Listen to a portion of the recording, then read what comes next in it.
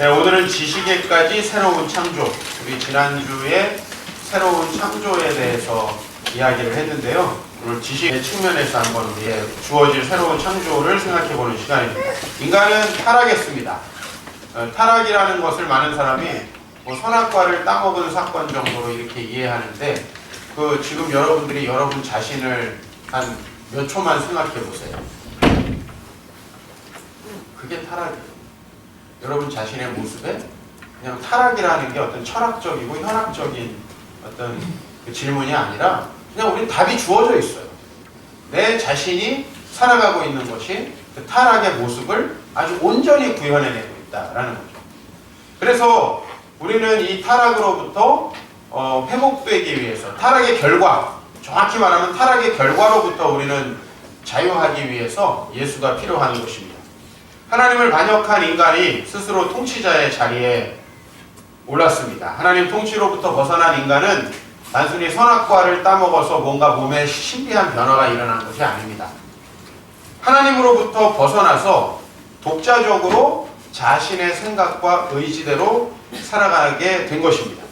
우리의 내면은 하나님의 진리가 우리의 사고를 지배하고, 그래서 그 우리의 사고가 우리의 행동을 결정하는 그러한 상태에서 벗어나서 우리 인간의 이기적인 욕망으로부터 나오는 여러 악한 생각들이 우리를 지배하는 상태가 된 것입니다. 사실 여러분은 그리스도에게 온전히 정복되기 전에 자유한 상태로 살아가는 게 아니라 엄청난 악한 생각에 지배를 받으면서 사실 살아가고 있는 것입니다. 그래서 우리는 그리스도 안에서 자유라는 말을 쓸 수가 있는 거예요. 많은 사람들은 자유를 자기의 마음대로 살아가는 어떤 인간성의 구현, 자유라고 생각해요. 또 말의 한 경우는 자기는 자유보다 복종을 좋아한다고 이야기를 했는데, 우리 그리스도인들은 진정한 속박의 상태로부터 자유하기 위해서 예수를 믿는 것입니다. 우리가 사실은 지금 살아가고 있는데 여러분은 하지 말아야 될 결정들, 하지 말아야 될 생각들, 하지 말아야 될 행동들을 굉장히 많이 하게 됩니다. 이유가 뭡니까? 여러분들이 타락의 결과로서 악한 생각에 지배를 받고 있기 때문이죠. 이것이 바로 실제로 타락이 주는 결과였다는 거죠. 지식의 타락입니다. 이걸 말씀으로 굳이 증명할 필요가 없어요. 여러분이 타락했다는 사실을 오늘 저는 말씀을 굳이 갖다가 보여드리지 않으려고 합니다. 왜냐하면 우리만 봐도 아는데 뭘 그걸 굳이 증명을 할 필요가 있어요. 자, 그렇다면 이제 타락을 대표하는 인물부터 우리가 오늘 말씀을 좀 시작해 보려고 합니다.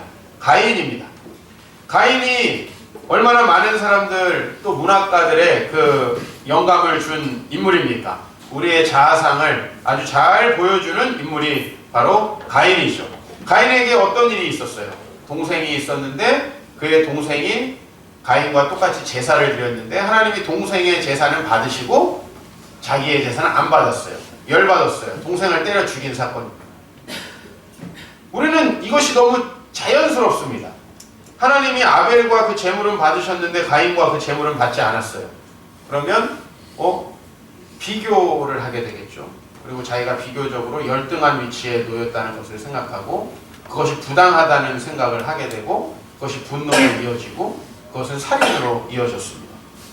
분노하기 때문에 반드시 살인한다, 이건 아니지만 가인은 몹시 분하여 안색이 변했습니다. 어떻습니까? 여러분들은 이 구절이 공감이 됩니까? 아니면 이런 사람이 다 있나 합니까? 여러분이 이런 상황에 처하면 어떻게 되시겠습니까? 이때 아마 우리에게 들어야 할 올바른 생각은 이런 것 같습니다. 아, 내가 하나님께 제사를 드렸지만 내 동생과는 달랐던 것 같다. 우리 동생은 도대체 어떻게 하나님 앞에 예배를 드린 것일까? 나의 문제는 무엇일까 생각하고 그 동생을 존경하며 동생에게 배우고 그리고 새로운 마음으로 하나님 앞에 예배 드릴 수 있게 되었을 것입니다. 그러나 생각은 그렇게 진행되지 않아요. 왜? 타락했기 때문에. 생각은 그런 방식으로 나가지 않습니다. 누군가 나보다 괜찮은 사람이 있으면 야, 참 배우고 싶다. 저 사람은 어떻게 저렇게 됐을까가 아니라 뭔가가 있을 것이다. 저런 척을 하는 것일 것이다. 우리가 보통 얼굴이 굉장히 잘생긴 남자를 보면 저놈은 성격이 아주 안 좋은 것이다. 아주 얼굴이 예쁜 자매를 보면 저 완전 인간 말종일 것이다 이렇게 생각을 하죠. 그럼 나는요, 생긴 것도 이런 데다가 성격도 말종이다 이렇게 되는 거예요. 나는 타락을 안 했으니까. 자, 오늘 이 가인의 생각을 한번 보자는 거죠. 이 비교의식과 열등감, 질투와 시기심 어디로부터 온 것입니까? 하나님으로부터 떠난 인간이 가지고 있는 실제적인 마음이에요. 아니, 우리 세상에 믿교회 다니는 성도들은 교양이 있으니까 이런 감정을 이렇게 직접적으로 표현하지 않을지도 모르겠습니다. 좀 교활하게 감추고 연극을 할 수도 있을 것 같아요. 가인의 사고는 타락해 있습니다. 하나님을 떠난 인간의 욕망으로부터 파생한 비교의식과 열등감, 질투와 시기심 이런 것들이 그를 사로잡고 있습니다. 그는 동생의 본을 받고 훨씬 더 나은 하나님과의 관계를 가질 수 있었는데 그것을 스스로 깨트리고 맙니다. 가인의 후손 라멕이라는 사람이 있습니다. 이 라멕은 아주 힘이 세고 폭력적인 사람입니다. 근데 그 라멕이 자기의 죄를 이렇게 변명합니다. 나의 상처로 말미암아 내가 사람을 죽인 거고 나의 상함으로 말미암아 내가 소년을 죽인 것이다. 내가 죄를 짓는 것은 내 잘못이 아니고 다른 사람들이 나에게 그런 잘못을 하게 했기 때문이다 라고 얘기하면서 자기를 해하려는 사람들을 저주합니다. 라멕을 위해서는 벌이 77배일 것이다. 자기를 보호하고 있습니다. 물론 우리는 여기 있는 분들 살인이라는 죄를 저지르지 않았습니다. 그러나 우리가 가지고 있는 생각의 타락은 충분히 이런 일들을 가능하게 한다라고 예수님 말씀하고 있습니다. 옛사람에게 말한 바 살인하지 말라라고 했어요. 누구든지 살인하면 심판을 받게 되리라 하였는데 이것은 바로 10계명의 제6계명입니다. 그런데 나는 너희에게 그 말씀을 이렇게 해석해 준다. 나는 너희에게 이르노니라고 하는 말은 이 말씀은 사실은 이런 뜻이다. 형제에게 노하는 자마다 심판을 받는다. 물론 이 분노의 근원이 악한 것이어야 되겠죠. 시기와 질투와 악한 마음 때문이어야 하겠지만 형제에 대해서 라가라 하는 자, 미련한 놈이라 하는 자, 이건 형제를 무시하고 낮추는 사람. 우리 일반적인 행동이 어떻습니까? 나에게 도움될 것 같은 사람에겐 잘하고 나에게 도움 안 될 것 같은 사람은 소홀히 하는 거죠. 그게 우리의 일반적인 태도죠. 내가 너무 나보다 강한 사람을 만나면 말을 잘 듣고 열등감을 느끼고 나보다 못한 사람을 만나면 우월감을 느끼면서 무시하고 이것이 아주 우리의 본능적이고 일반적인 그러한 생각부터 나오는 그러한 행동이죠. 미움과 무시 이런 것들이 우리의 마음속에 정당화됩니다. 이 모든 것의 근원에는 이기심이 자리 잡고 있습니다. 내가 높아져야 하기 때문에 저놈은 낮아져야 하는 것입니다. 내가 높아져야 되기 때문에 이런 비교의식 이런 것들이 전부 다 하나님을 떠났기 때문에 생기는 거예요. 복이 없는 인간들이 스스로 복을 얻으려다 보니까 내가 적어도 저 사람보다는 잘 살아야 돼. 저 사람보다는 더 높은 지위에 있어야 나는 행복하게 살 수 있다라고 생각하기 때문에 그런 거예요. 요한일서에는 더 심각하게 이야기를 합니다. 형제를 미워하는 자마다 살인하는 자다. 즉 살인하지 말라라는 계명을 아주 실제적으로 해석하고 있는 거죠. 아마 살인하지 마십시오라고 제가 어느 날 설교를 했다면 여러분들은 그날은 굉장히 편안할지도 모르겠습니다. 여기 살인죄까지 저지르고 감추고 있는 분들은 안 계시죠? 그러나 살인에 대해서 전혀 다르게 정의하는 예수 그리스도와 사도들의 해석을 보십시오. 우리가 형제를 미워하고 있다면 그것이 살인이다. 더 심각한 건 뭐냐? 살인하는 자는 영생, 즉 하나님이 우리에게 주시려는 하나님 나라의 참 생명이 우리 안에 있을 수 없다. 지옥을 살아간다는 얘기예요. 불행하게 살아간다는 이야기입니다. 바로 그래서 타락의 실제적인 영향은 우리의 지식, 사고를 타락시켰다라는 말이죠. 그러므로 저는 저의 디모데 훈련 교재에서 데카르트의 명제를 반대한 바 있습니다. 데카르트는 생각하는 인간만이 확실하고 그 사고하는 인간이라는 확실성 속에서 모든 지식이 생겨날 수 있을 거라고 얘기했어요. 그러나 저는 하나님을 배제한 우리의 사고는 타락에 이를 수밖에 없고 더 악한 결과를 낳을 수밖에 없다. 그 사람의 이기적인 욕망으로부터 나오는 그 생각을 무엇으로 막을 수 있겠습니까? 자, 이제 우리가 그러면 하나님께서 주시는 그 새로운 지식, 그것이 어떻게 이스라엘을 통해서 계시됐는지 보시죠. 우리 기독교에 정말 잘못된 교리가 뭡니까? 예수를 믿으면 죄가 씻겨져가지고 죽어서 천국 간다라는 겁니다. 그런데 이것은 정말 많은 걸 생략하고 있는 정말 기독교를 아주 형편없는 것으로 만들어버리는 가르침이라고 제가 이야기를 드렸죠. 하나님이 이스라엘을 통해서 도대체 우리를 어떻게 구원하시려고 하는 것인가를 계시하셨다고 했습니다. 이스라엘은 구원 계시의 통로였다 라고 제가 말씀드렸죠.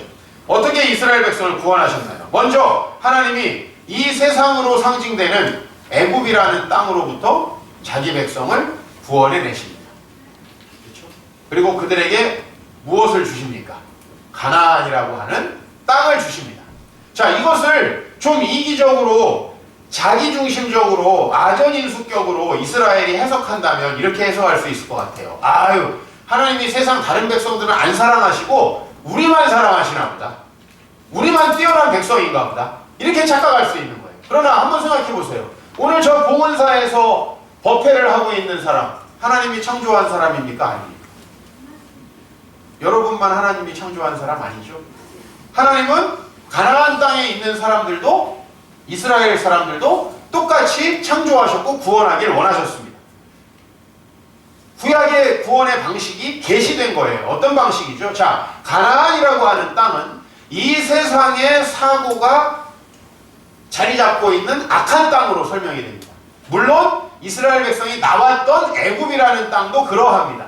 그래서 하나님이 레위기 18장에 너희는 애굽 사람의 풍속도 본받지 말고 장차 갈 가나안 사람의 풍속도 본받지 말라. 여기에 이제 핵심이 있습니다. 우리를 하나님께서 구원하시는 방식은 다른 사람 땅을 뺏어가지고 주는 것도 아니고 우리의 죄를 어느 날 싹 씻어주셔가지고 이제 야 가자. 그럴 때 저승사자가 안 오고 천사가 와가지고 우리를 데려가시고 뭐 이런 개념이 아닙니다. 기독교 신앙이 여러분에게 주려는 구원은 바로 하나님이 우리의 지식과 타락의 결과로부터 온 이 온갖 잘못된 행위들을 고치시고 회복하시는 것입니다. 그것을 고치고 회복하셔서 하나님의 복이 이 땅에서부터 여러분들에게 임하게 하시는 겁니다. 그래서 예수님은 하나님 나라가 임하고 하나님 뜻이 하늘에서 이루어진 것처럼 여기에서 이루어지기를 기도하라고 얘기하세요. 그게 이루어지면 다른 건 된다는 거죠. 오히려 너희는 이방인과 같이 중언부언하지 말라. 너희 천국께서 너희에게 무엇이 있어야 될 줄을 다 아신다 라고 얘기합니다. 근데 우리는 종래 하나님이 안다고 상정하고 있는 것들을 열심히 구해요. 가정의 행복, 뭐 자녀의 건강, 뭐 대학, 뭐 집, 뭐 직장, 취직, 성공. 안 돼요, 하나님. 그거 우리에게 필요하다. 근데 그거를 누구에게나 주신다는 게 아니고 하나님 나라와 의를 구하는 자들에게 주겠다라는 거예요. 이게 하나님의 뜻이에요. 생각이 바뀌어야 한다. 우리의 생각이 바뀌는 이 기독교에 나타나는 수많은 현상들이 뭡니까? 기독교가 마치 소원을 성취해주는 어떤 만사형통교처럼 바뀌었어요. 하나님의 말씀과 하나님 나라의 윤리가 교회를 통치하는 게 아니라 완전히 교회가 이기심의 발로해서 정부가 조금만 교회에 대해서 불리한 정책을 내어놓으면 뛰두르고 반대하고, 여러분 왜 교회가 세금을 내라고 하는 정책에 반대를 합니까? 목회자들도 국민들의 한 사람으로서 세금을 내면 되는 거잖아요. 그런 걸 반대하는 집단이라면 거의 뭐 그냥 우리 일반적인 사람들의 이기적인 집단하고 똑같지 않아요. 교회가 그런 운동을 하는데 자체를 깨끗하게 하고 정말 자기의 들보를 보고 자기를 회개하고 새롭게 살아가는 훈련을 하지 않아요. 그러니까 교회가 지금 사회로부터 외면을 받고 있는 겁니다. 하나님께서 이스라엘 백성들을 막바로 천국으로 이끄시기 위해서 선택한 게 아니고 그 가나안에 잘 살고 있는 사람을 내쫓고 다 철거민 이주민으로 만들어 놓고 거기다가 이스라엘 백성만 막 부귀영화를 누리게 하려고 거기에 보내신 게 아닙니다. 하나님이 가나안 땅에 보내시기 전에 이스라엘 백성들에게 무엇을 주셨습니까? 율법 혹은 하나님의 말씀을 주셨죠. 왜 주셨습니까? 출애굽기 20장이 이제 그 시작입니다. 하나님이 이스라엘 백성이 가나안 땅에 들어가기 전에 주신 말씀, 출애굽기 20장에서부터 신명기 끝날 때까지 다 그 말씀이에요. 그래서 우리가 모세의 책들을 모세오경 혹은 율법책이라고 하는 거예요. 왜? 하나님께서 율법을 주셨어요. 근데 우리는 율법이라고 하면 어떤 생각이 들어요? 이거 하지 마라, 저거 하지 마라, 주일 알고 사 먹으면 안 된다, 몇 시까지 교회에 꼭 와야 된다, 우리 술 절대 먹으면 안 된다, 뭐 이런 걸로 생각을 하잖아요. 물론 이런 것들이 우리의 계명 중에 하나일 수 있습니다만, 그렇게 하나님이 새로운 말씀을 주신 건 뭐냐면, 제가 서두부터 설명했던 우리의 잘못된 생각과 우리 타락된 지식에 새로운 창조를 하시기 위해서 말씀을 주시는 겁니다. 오늘 여러분 그 말씀을 우리가 같이 보시죠. 그래서 하나님은 말씀하시는 거예요. 그 하나님께서는 첫 번째로 이 말씀을 하세요. 충격적인 말씀인데 여러분은 별로 놀라지 않겠지만, 나는 너를 애굽 땅 종되었던 집에서 인도하여 낸 너의 하나님 여호와다. 너는 나 외에 다른 신을 너에게 두면 안 된다. 우리 기독교인들이 처음부터 그리고 지금 이 순간에도 여전히 이 사회로부터 항상 의심의 눈초리를 받는 이 유일신론, 이 세상은 하나님 한 분이 창조하셨고 그분만이 이 땅을 다스리시고 그분만이 우리를 구원하실 수 있다는 이 사실, 여러분이 그래서 기독교인이 되는 순간에 여러분들은 굉장히 배타적이고 독선적인 사람으로 보일 수 있어. 왜? 이것 때문이에요. 이것이 얼마나 당시 사람들이 받아들이기 힘들었던 새로운 생각일지 여러분 생각해 보십시오. 수많은 신들을 섬기면서 여기 가서 여기에 빌고 저기 가서 저기에 빌고 자기한테 뭔가 잘 된다고 하면 별별 형상들을 만들어 놓고 살아가는 그 고대 근동 지방의 이스라엘 백성들에게 3500년 전에 이 세상은 한 분이 창조하셨고 한 분이 섭리하시고 한 분이 구원하실 수 있다. 아, 이거 정말 충격적인 사실이죠. 충격적인 사실. 그리고 하나님께서 이렇게 십계명을 주신 다음에 내가 너희 백성 앞에 세울 법규가 이러하다라고 오늘 본문에 설명하고 있습니다. 그 법규의 내용은 이렇습니다. 첫 번째 법규가 이거예요. 참 여러분 성경이 대단한 이야기를 하고 있는 것 같은데 좀 실망스럽습니다. 뭐에 대한 이야기냐면 종에 대한 이야기입니다. 종. 사람이 종을 어떻게 대해야 하는가.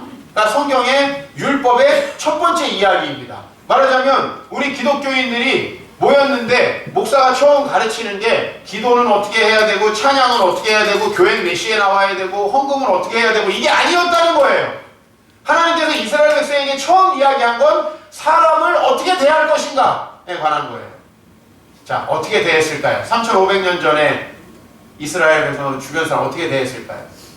힘센 놈이 장땡이에요. 자궁은 평생 노예예요. 한 번 노예는 평생 노예고 그 사람에게는 어떤 권리도 없어요. 그쵸? 죽여도 상관없고. 이런 법은 15세기까지도 사회 속에 이어져 옵니다. 로마 시대엔 당연합니다. 이 말씀이 주어진 것보다 15세기 후에 아우구스투스 시대에도 여전히 종들은 자기의 인권이라는 게 전혀 없었습니다.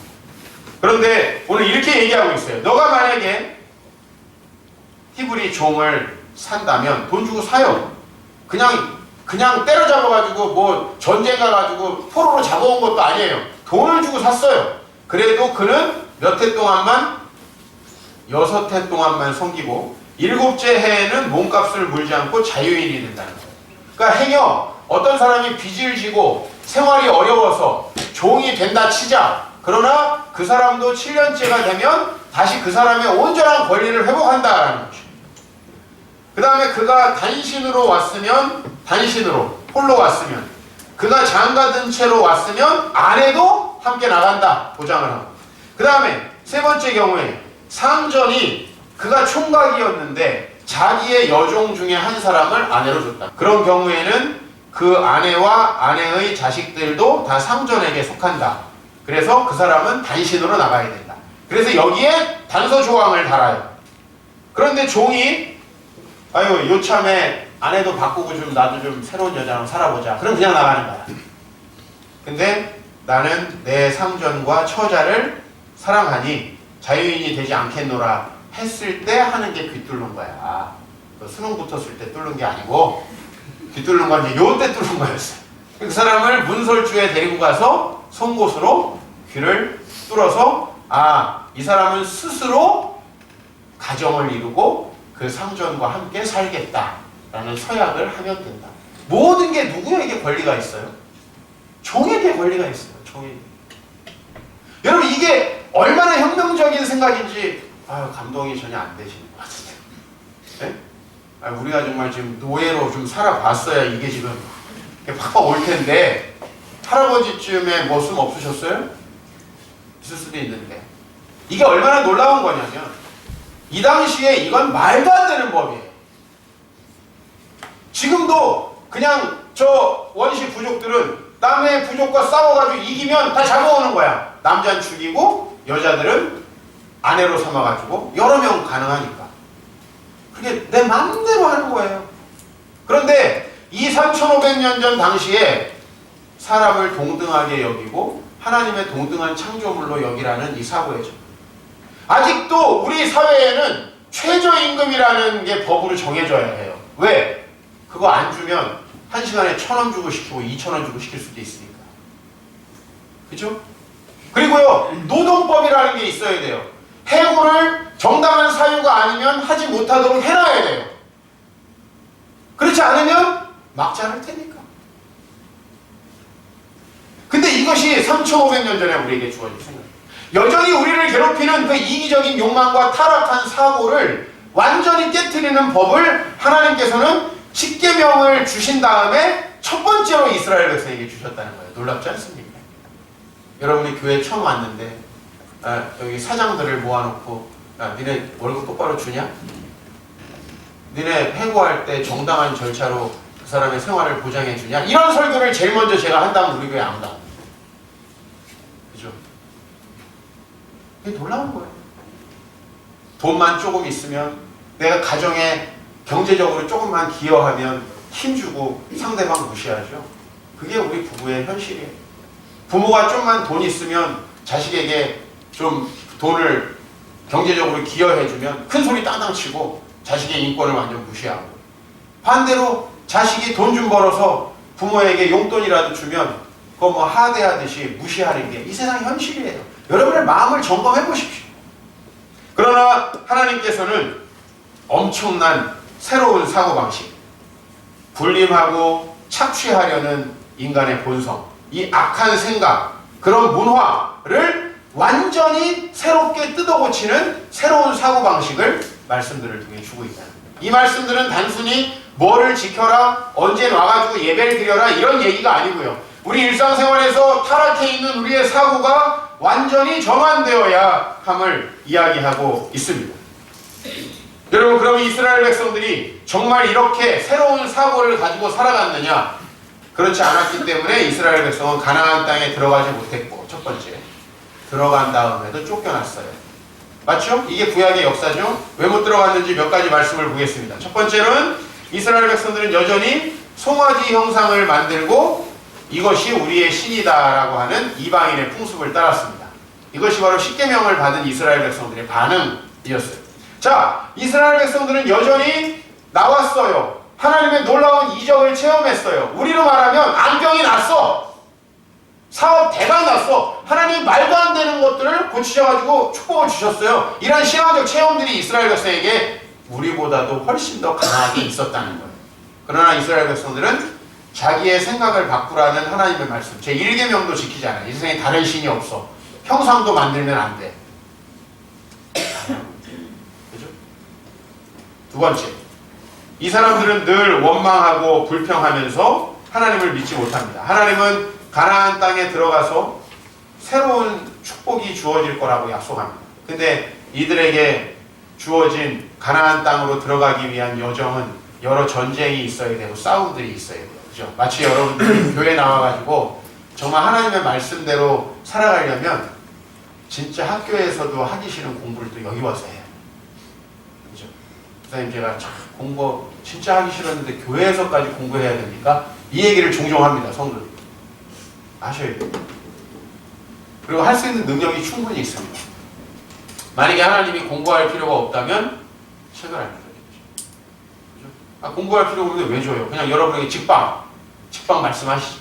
성령의 인도하심 따라 한다는 사람들이 보통 이렇게 움직이는데 아주 이상한 사람들이 많죠. 하나님 말씀을 주십니다. 근데 이들은 그 과정이 싫어요. 공부하는 과정이 싫어요. 모세와 아론을 원망한다고 그러는데 아이고 왜 이렇게 목사님 맨날 말씀을 공부하자 그러고 이렇게 양육 받으라 그러고 왜 그럽니까 하는 이 민중들의 불평이 들리는 것 같습니다. 모세와 아론을 원망해. 내가 모세라는 얘기는 아닙니다. 모세 머리털 만도 못하지만은 차라리 우리를 애굽 땅에서나 광야에서 죽이지 뭘 이렇게 새로운 땅으로 가라 그래가지고 또 죽이려고 합니까? 좀 기독교적으로 이제 각색을 해볼까요? 저 세상에서도 잘 살았는데 뭘 이렇게 교회 나와가지고 복 받는 줄 알았더니 뭐 훈련 받아야 된다, 뭐 새로워져야 된다, 이거 하려면 잘한 날 세상에 두시지! 이 얘기를 하는 거예요, 지금 기독교인. 그래가지고 드디어 이제 당을 짓기 시작합니다. 이들이 당을 져요. 여러 사람들이 당을 지어서 함께 모세를 거스르죠. 여기서 모세는 저 같은 목사를 얘기하는 게 아니에요. 하나님의 말씀을 얘기하는 거예요. 지금 모세는 하나님의 말씀을 그대로 백성들한테 전해주고 있습니다. 그 모세를 거스릅니다. 이것은 자신들의 생각과 삶을 바꾸지 않으려는 사람들의 반역이죠. 이스라엘 백성이 이방인과 같은 사고를 가지고 있을 때, 그리고 이방인들의 종교관을 떨쳐내지 못했을 때 그들은 가나안 땅에 들어가지 못했습니다. 나는 지금 수많은 성도들이 하나님이 주시는 영생을 전혀 누리지 못하고 있다고 봅니다. 왜? 그들의 종교관이 여전히 아주 이방적인 종교관이에요. 어떻게 하나님의 말씀대로 순종하지 않는데 복이 옵니까? 어떻게 악한 삶을 살아가는 그런 사람들에게 복을 달라고 기도할 수 있습니까? 그런 불의한 하나님을 우리가 믿을 수 있습니까? 백성들을 착취하는 장로님들의 기업을 목사가 기도한다고 해서 축복해주는 하나님이라면 저는 그런 하나님 안 믿습니다. 악한 경영과 그 악한 생각들, 자기만 이득 보려고 하는 그 악한 마음을 고쳐야 복을 받는 거죠. 그러므로 저는 그걸 고치라고 깽깽깽깽 잔소리하는 사람이지, 우리 장로님 그럼에도 불구하고 사업을 축복해 주셔가지고 11조를 엄청 드리십시오. 기독교의 정신은 아닙니다. 우리는 세상에서 어떻게 기독교인으로 살아갈 수 있을까를 고민하고 축복은 알아서 하나님이 주시는 거예요. 그걸 고민하는 거예요. 근데 이스라엘 백성은 자기들의 생각과 다르니까 거스르는 거예요. 하나님은 다시 민수기를 지나 신명기에 이스라엘 백성에게 이야기합니다. 같이 읽어봅시다. 시작. 이스라엘아, 이제 내가 너희에게 가르치는 규례와 법도를 듣고 순행하라. 왜냐하면 너희가 살 것이요 너희 조상에게 하나님 여호와께서 너희에게 주시는 땅에 들어가서 그것을 얻게 되리라. 규례와 법도를 듣고 준행하라는 것은 무슨 뜻이냐? 새로운 생각과 사고를 가지고 살아가라는 거예요.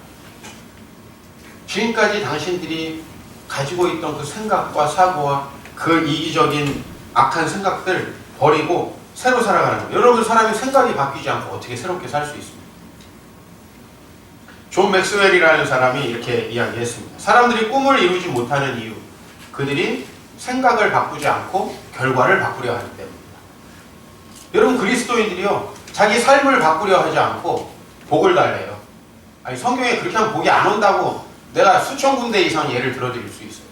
지겨워서 안 하겠습니다.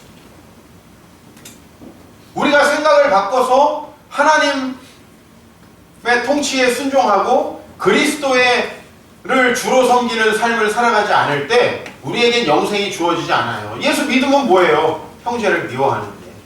예수를 믿으면 뭐예요? 우리의 말이 우리의 시기와 질투와 다른 사람을 깎아내리려는 말인데, 우리의 생각이 어떻게 하면 내가 덜 주고 많은 이익을 얻을 수 있을까? 여러분의 생각이 어떻게 하면 많이 놀고 직장에 덜 간 다음에 월급은 많이 받을 수 있을까? 이 생각을 하고 있는데 하나님이 복을 주시면 나는 그 하나님 불의한 하나님이라서 못 믿겠습니다. 생각을 바꿔요. 그렇지 않으면 결과가 바뀌지 않아요. 어떻게 결과가 바뀔 수가 있어요? 생각이 바뀌어야죠.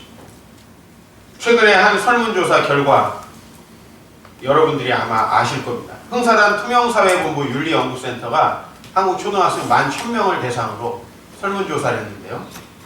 고등학생의 56%가 10억이 생긴다면 죄를 짓고 1년 정도 감옥에 가도 괜찮다고 응답했어요. 판사님들이 바꿔주시겠어요. 그죠? 10억 생기려고 범죄하는 사람이 많아질 텐데 이 사람들이 빚지고 어려워지면은 범죄를 저지를 가능성이 많아요. 고등학생의 몇 프로요? 56%. 중학생의 37%, 심지어 초등학생도 17%가 그렇다라고 답을 했다. 물론 설문 하나로 모든 걸 평가하기는 어렵습니다. 이게 인간의 지식이 지금 얼마나 타락하고 있는가를 보여주고 있어요. 그리고 이런 아이들이 만들어낼 사회에 과연 소망이 있는가 생각합니다. 교회는 뭐를 해야 됩니까? 이런 생각을 막고 바꿔야 되는 게 교회예요. 근데 교회들이 이런 생각을 조장하는 것 같아요. 돈 많고 크고 화려하면 좋은 것, 훌륭한 목사, 이런 생각을 가지고 있으니 그것을 갖지 못한 사람들이 이런 생각을 가질 만합니다. 하나님을 떠난 인간이 만들어내는 사회는 몇몇 선한 사람들, 선한 시스템들에도 불구하고 정말 악할 수밖에 없겠죠. 그렇죠? 많은 선한 사람들이 사회 곳곳에 있습니다. 또 선한 시스템을 만들어내려고 하는 사람들의 노력도 있죠. 법, 사회 시스템, 여러 가지가 그렇습니다. 그러나 이 세상이 이 생각의 타락, 우리의 이기적인 이 욕망으로부터 나오는 악한 사고를 버리지 않으면 하나님의 구원을 경험할 수 없습니다. 예수를 믿고 교회 다니는 사랑하는 성도님들, 여러분들에게 얼마나 악한 생각이 있는지 한번 점검해 보십시오. 그 악한 생각들이 여러분의 마음에 1차적으로, 여러분의 마음에 2차로, 여러분의 가정에, 여러분의 공동체에, 그리고 이 사회에 하나님 나라를 가져오지 못하도록 얼마나 막고 있습니까? 얼마나 이기적인 사고를 하고 있습니까? 여러분의 지식이 얼마나 왜곡되고 타락해 있습니까? 한번 오늘 이걸 확인해 보시려면 여러분의 최근에 SNS나 카톡이나 이런 데다가 남기신 글들을 한번 묵상을 해보세요. 남이 쓴 글이라고 생각하고 한번 묵상을 해보세요. 그 안에 얼마나 질투가 녹아있고 상대방을 깎아내리려는 마음들이 녹아있고 자기만 정당하다라고 하는 주장들이 그 안에 녹아있는지, 이기적인 욕망에 사로잡힌 사람들의 생각에는 이런 게 많다고 합니다.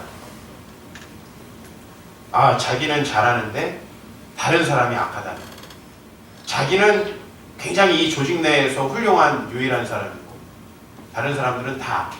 내가 군대 가면 군대 선임병이 다 악하고, 회사 가면 회사의 상사들이 다 악하고, 교회 오면 목사가 다 악하고, 물론 좀 악하긴 합니다. 이런 생각들을 이 이기적인 욕망을 가진 사람들이 많이 한답니다. 또 상대방이 바뀌어야 한다는 말을 많이 해요. 우리 남편이 좀 바뀌게 기도해 주세요. 안 합니다. 그런 기도 안 해요. 왜? 바뀌어야 될 사람은 그 말을 하는 사람이 있대요. 당신이 바뀌어야지 바뀌어야지 이렇게 말하는 사람하고 하루를 살아가는 게 얼마나 힘들까 하면서요. 그죠? 그리고 너무나 자주 일어나는 일이지만 얼마나 자주 여러분들은 하나님의 말씀이 주어져도 여러분의 생각과 경험의 틀로 거부하고 있는지 한번 생각을 해보십시오. 지금도 말씀이 가가지고 튕겨져 나오는 게 느껴져요. 팅. 그거는 네 생각이잖아. 팅. 글쎄요. 그건 여러분 정말 마음을 열고 생각을 해보십시오. 우리가 얼마나 내게 손해가 되는 생각은 거부하고 나에게 이익이 되는 생각은 받아들입니다. 나는요, 옛날에 성도들이 나한테 은혜를 받는다 해서 은혜 받는다라는 말이 뭔가에 대해서 깊이 연구를 해봅니다. 무슨 얘기인가 했더니 은혜 받았다는 게 내가 생각하기에 옳다고 생각하는 걸 목사님이 말해줬다, 이런 얘기더라고. 은혜 받는다. 근데 그때부터 그 말 하지 말라고. 내가 옳다고 생각했던 걸 바로 목사님이 얘기해 준 거야. 이를테면 남자는 일찍 들어와서 설거지를 해야 된다, 나가서 내가 생각하고 있었는데 목사님이 오늘 그 얘기를 하시는 거예요. 은혜 주.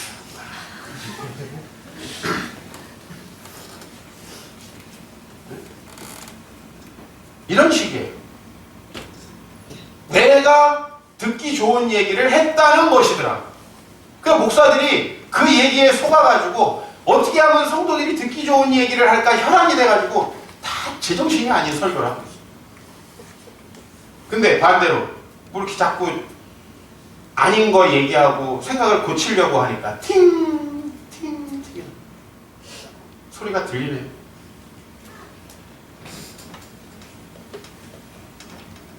우리 한번 마음을 열고 생각을 해보십시오.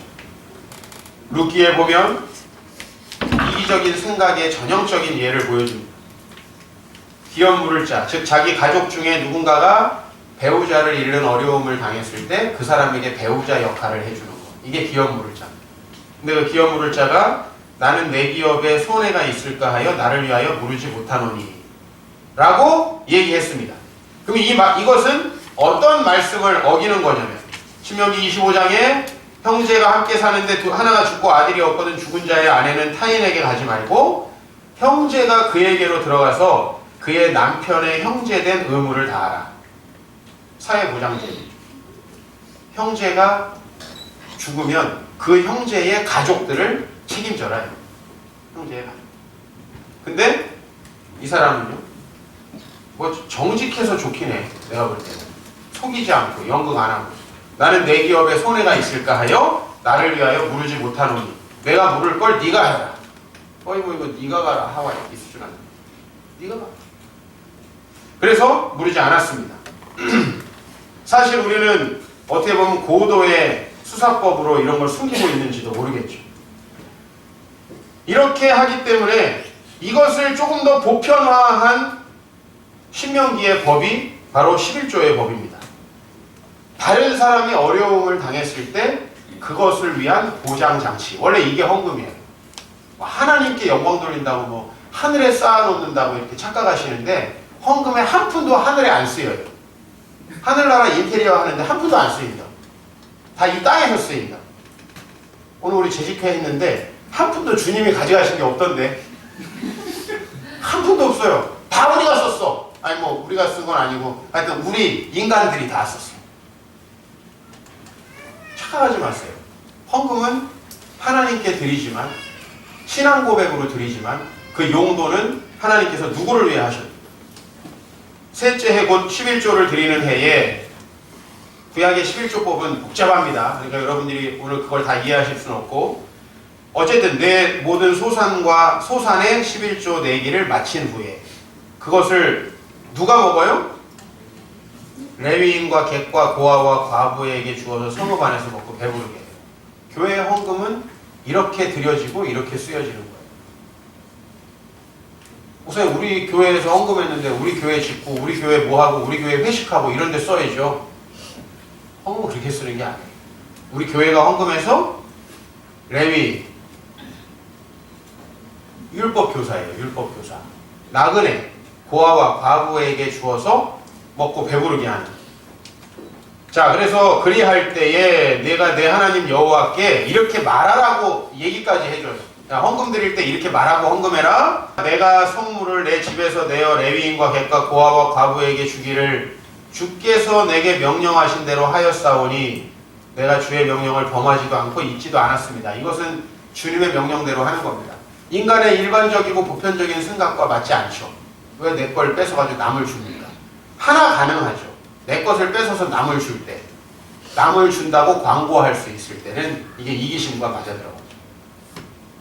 내가 했어! 라고 광고해 줄 때. 그래서 많은 교회가 광고해 줍니다.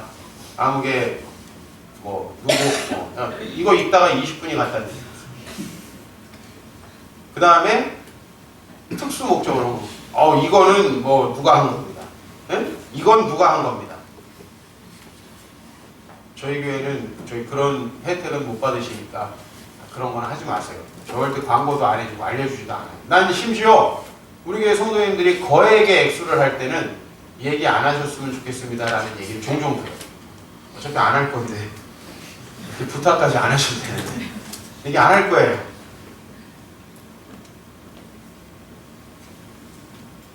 그게 우리 교회 문화입니다. 제가 왜 그렇게 하는지 좀 너무 깐깐하고 좀 그래 보이긴 하지만 좀 여러분이 이해를 하시면 좋을 것 같아요.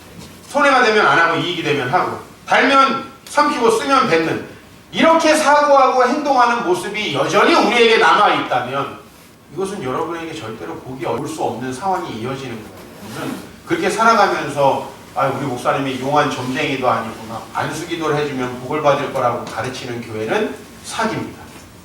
차라리 산신도사 이런 데로 가세요. 왜? 거기 정직하기라도 해. 그죠? 정직하게. 근데 이거는 교회라고 해놓고 그런 짓을 하는 데는 정말 고도의 사기라고. 예수 그리스도의 새로운 창조로서의 구원은 여러분들을 바로 내세로 데려가는 것이 아니라 여러분들을 하나님의 백성으로 삼아서 여러분의 타락한 지식과 행동들을 변화시켜서 하나님의 샬롬이 임하게 하는 것입니다. 그 샬롬이 여러분에게 임하기를 축복합니다. 그러기 위해서 하나님께서 우리에게 주시는 것, 우리의 생각을 교정하기 위해 주시는 게 말씀이에요. 근데 우리는 연말이 되면 뭐 좋은 말씀들 그냥 책갈피로 만들어가지고 뽑기 해가지고 그냥 기분 좋은 게 뽑히면 얼마나 좋아요. 그죠? 근데 유다가 목매달아 죽으니라 이런 거 뽑히면 어떡하지? 뭐 안 좋은 거는 하나도 안 집어넣고 뭘 뽑아도 좋은 거야. 기분이 좋아야 돼. 여러분 그렇게 해서 기분 좋은 거하고 하나님이 복 주신 거하고는 아무 상관이 없어요. 좀 기분 좀 좋으시려면은 내가 방법을 알려드릴게요. 소주하고 맥주하고 섞어가지고 2컵 정도 마신 다음에 노래방 가서 나는 문제 없어라는 노래를 기분 엄청 좋아요. 나는 문제 없어. 좋아요.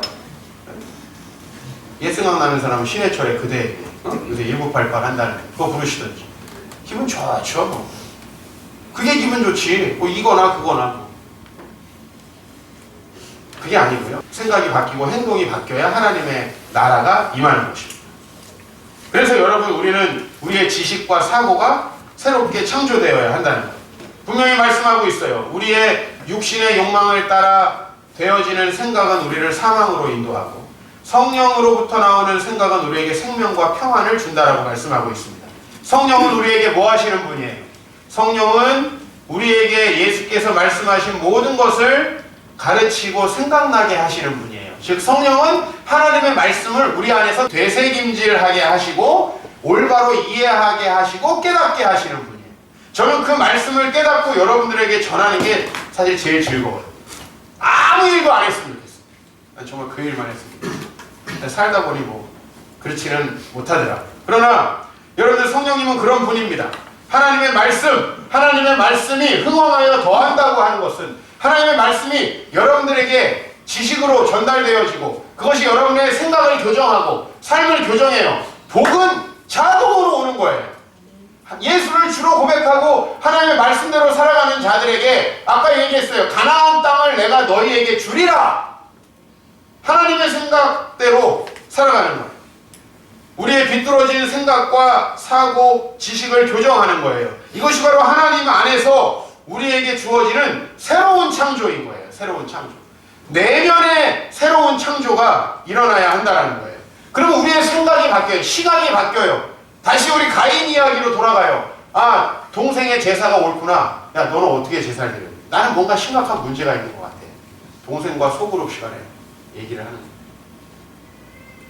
저는 뭔데 목사님이 좋아하냐? 이게 아니라 뭔가 하나님께서 기뻐하시는 게 있나 보다. 배우는 거예요. 그를 존경하는 거예요. 그러면 그 동생이 그렇지 형이면 뭐하냐? 응? 이렇게 얘기하겠습니까? 그 동생이 자기에게 배우려는 그 형에게 얼마나 존중하고 감사하겠어요. 이러면서 그 가정에 샬롬이 오고 복이 오는 거예요. 그러나 이 가인은 그렇게 하지 못했죠. 여러분의 모든 악한 생각을 사로잡아 그리스도에게 복종하십시오. 같이 읽읍시다. 하나님 아는 것을 대적하여 높아진 것을 다 무너뜨리고 모든 생각을 사로잡아 그리스도에게 복종하게 하리. 여러분의 모든 생각을 그리스도에게 복종하게 해야 돼요. 한번 여러분이 당장 하나만 해봅시다. 어제 했던 생각들, 말들, 오늘 이 시간 여러분들이 그래도 어제보다는 경건하실 테니까 그거 정당한 말이었는지 좀 생각해 보시죠. 바로 어젯밤에 했던 생각, 어제 낮에 했던 말, 정당했던 말인가? 그리스도 안에서 그 생각을 복종시키지 않으면 여러분들에게 새로운 삶이란 없습니다. 그냥 교회 다니는 구질구질한 삶이죠. 옛날에는 교회 안 다니는 구질구질한 삶이죠. 교회 다니는 구질구질한 삶. 이 교회 다니는 구질구질한 삶은 많은 사람에게 역전도까지 하기 때문에 예수 믿어도 소용없구나 이걸 증거하기 때문에 사실 목사 입장에서는 상당히 안 좋아요. 교회 안 다니는 사람이 막 하면, 그래서 나는 이거 누가 상습 도박 혐의로 구속됐다 그러면 제일 먼저 생각하는 게 그리스도인이 아니기를, 제발 장로가 아니기를, 이 생각이 들어요. 뉴스를 보면 확인해보면 대부분 장로야. 참 마음이 아파요. 어떻게 그렇게 됐어요? 뉴스가 나오면, 정치권 뉴스 나오면 안 다니는 사람이었으면 좋겠다, 봉헌사 다녔으면 좋겠다, 이런 생각. 근데 보면 봉헌사 다니는 사람 거의 없어. 왜 다 교회를 다니는 거야? 뭐 투기를 했다, 뭐 위장 전입을 했다, 뭐 했다, 다 보면 다 교회 다닌다는 거야. 참. 왜냐면은 목사는 그런 증거를 찾고 싶어 하잖아요. 교회 안 다니는 사람의 악함과 교회 다니는 사람의 선함의 증거를 찾아서 설교를 해야 은혜로운데 설교가 안 돼. 우리 안에서 문제를 좀 찾아야 돼요. 참 이게 힘든 거예요. 우리의 모든 생각을 그리스도에게 복종시키십시다. 그래서 이런 작업들을 좀 하자는 거예요. 나에게 지금 어떤 생각이 들었어요. 어떤 마음이 들었어요. 솔직히 서운한 마음, 섭섭한 마음, 화가 나고 이런 마음이 들었어요. 말을 하고 그것을 가지고 행동하기 전에 잠시 생각해 보는 거예요. 이건 그리스도에게 복종된 생각입니다. 그리스도 안에서 한번 새롭게 된 생각입니다. 마치 저 폐수 종말 처리장에 엄청나게 정말 더러운 물들이 들어가는데 그게 여러 정화의 과정을 거쳐서 거의 사람이 먹어도 상관없는 정도예요. 우리의 생각을 그렇게, 물은 아무거나 드셔도 되니까 깐깐한 정수기 없어도 되지만 여러분의 생각은 깐깐하게 걸러야 합니다. 다행스럽게도 우리는요, 하나님 앞에 새롭게 창조될 수 있는 여러 기회를 얻습니다. 왜냐하면 우리는 한계가 있기 때문에. 많은 사람들이 자꾸 고난이 없었다고 그러는데, 여러분 고난이 진짜 없었습니까? 학생 때 공부 못한 거 엄청난 고난인데, 우리 남자들 군대 가서 축구 못하는 거 엄청난 고난인데, 이 대한민국 사회를 살아가면서 여러분 떵떵거리는 1% 안에 부자가 아니라는 사실이 엄청나게 고난인데, 고통에 너무 둔감해지신 거 아니에요? 엄청난 고난이 우리에게 있어요. 그리고 우리는 우리 자신의 엄청난 한계가 있어요. 나도 목사로서 내 지식의 한계, 내 이 신실한 성품의 한계, 내 인격의 한계, 날마다 체험합니다. 그런 한계 속에서 우리는 우리의 좌절을 경험해요. 그리고 여러분이 그런 거 잘 모른다 칩시다.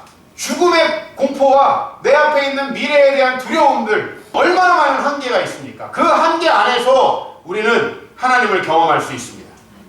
2016년 타락한 지식에 기반한 여러분의 사고를 바꾸기 위해서 말씀에 집중하시길 축복합니다. 네. 여러분의 그 생각은 100% 그대로 자식에게 갑니다.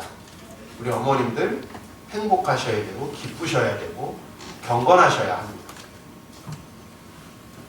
엄마께 가지 다른 사람께 애한테 가진 않아요. 엄마께 간다고. 엄마가 행복해야 돼요. 엄마가 분노가 있고 엄마가 삐딱한 생각을 가지고 있고 엄마가 상처가 많으면요, 그 애 여러분 잘 키우려고 그 노력하셔도 소용없어요. 솔직히 얘기해서. 누구의 영향을 받겠어요? 10살 때까지 엄마만 보고 자라는. 자신에게 집중하십시오. 자신. 아이의 외적인 조건에게 집중하지 마시고, 부모로서 우리 남자분들, 아들들은요 나중에 전부 다 지 아빠랑 똑같이 돼요. 정말이에요. 나도 나랑 내 동생을 보면 우리 아버지의 좋았던 모습이든 안 좋았던 모습이든 그냥 그대로 있어. 아버지가 마치 내 옆에 살아계십니다. 내 목소리, 이 톤, 그냥 아버지의 것을 가져온 것 같고. 우리 아버지 목사님이셨습니다. 더 그렇지. 그거 제가 그 본받고 살더라고요. 다른 방식이 없어요. 아버지가 살아가던 그 방식이. 우리 아버지는 혼자서 밥 잘 차려 드셨거든요. 맨날 그 짓을 하고 있어요. 그대로 하고 있어요. 그대로. 구체적으로 결단하셔야 합니다. 여러분 은혜 하는데 이스라엘 백성에게 은혜가 없어서 실패했습니까?